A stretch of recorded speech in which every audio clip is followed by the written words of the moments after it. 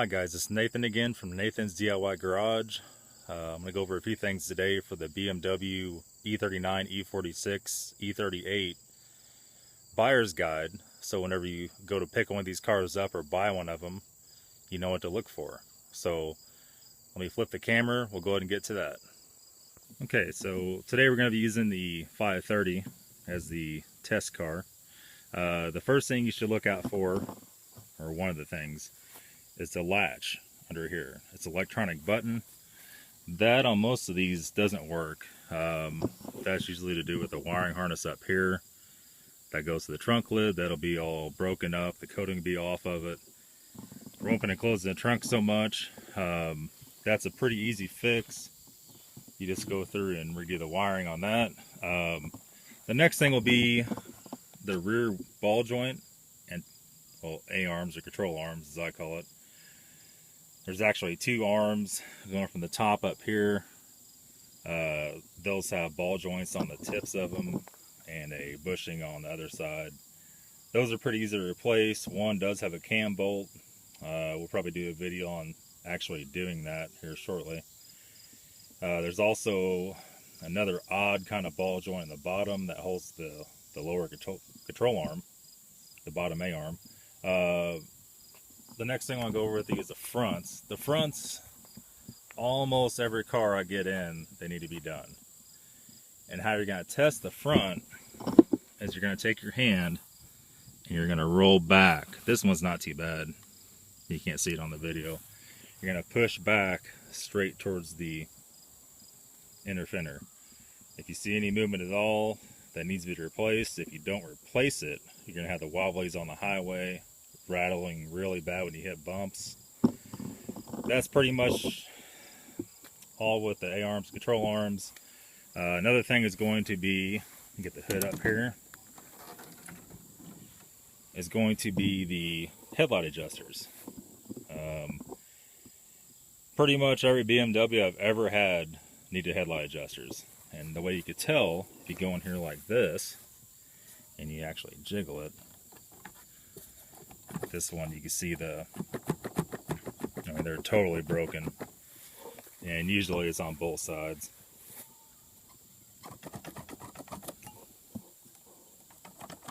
And they're, I don't know, 13 bucks off eBay. Not a very hard fix, but if you don't have it done, you're not going to be able to see when you drive. Lights will be pointed straight at the ground. The next thing on the engine wise, you're going to want to look at your hose up here.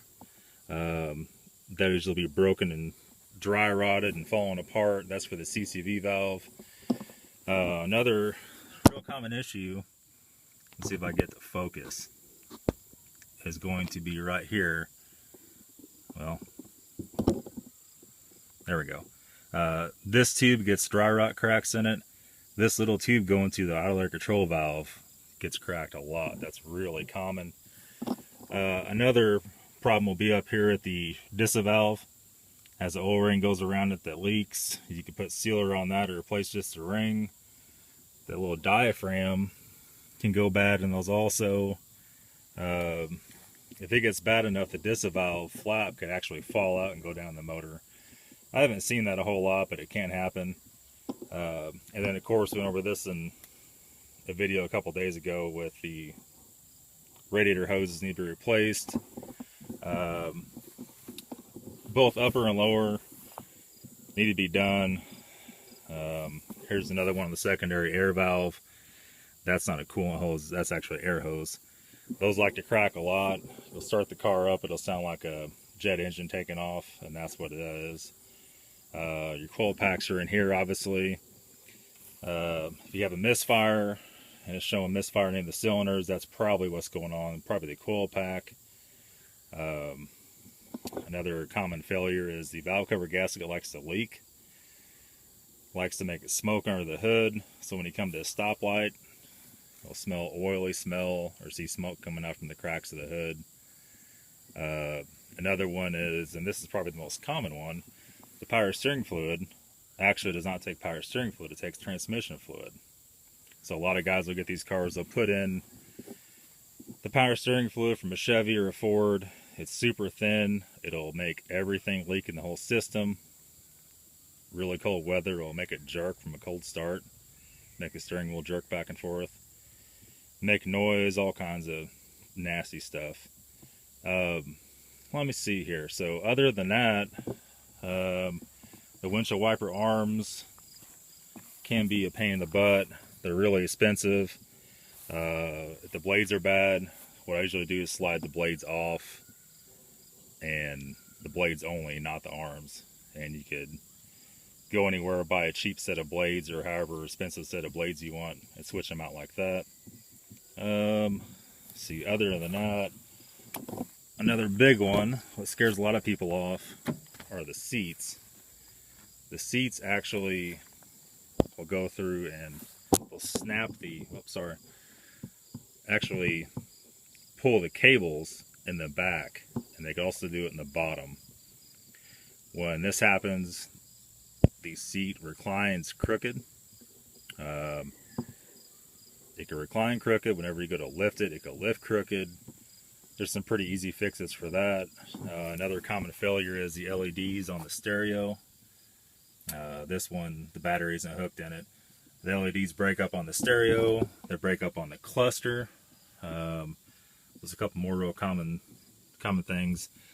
Also, the wood cracks. This one's actually cracked, if you can see it or not. One crack by the shifter. It cracks all through here. There's not really a good fix for that besides replacing it. These are common for the window regulators to fail also, especially in freezing weather. If they fail, you could buy them off eBay cheaply. That's pretty much it. Sometimes they have problems with the sunroof.